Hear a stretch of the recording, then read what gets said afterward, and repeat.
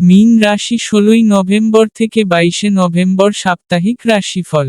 আপনার চন্দ্র রাশির ষষ্ঠ ঘরে কেতু থাকায় আপনার স্বাস্থ্য সাধারণত এই সপ্তাহ জুড়ে চমৎকার থাকবে।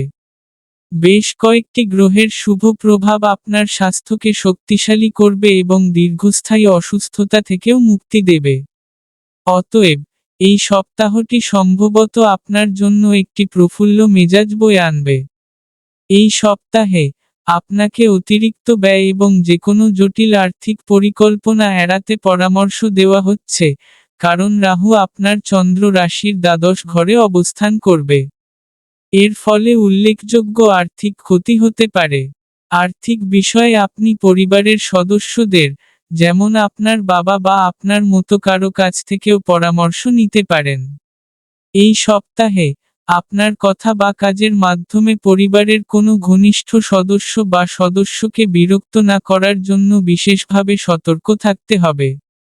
অতএব, আপনার পরিবারের জন্য কাজ থেকে কিছুটা সময় ছুটি নেওয়া এবং তাদের চাহিদা বোঝার চেষ্টা করা বুদ্ধিমানের কাজ হবে।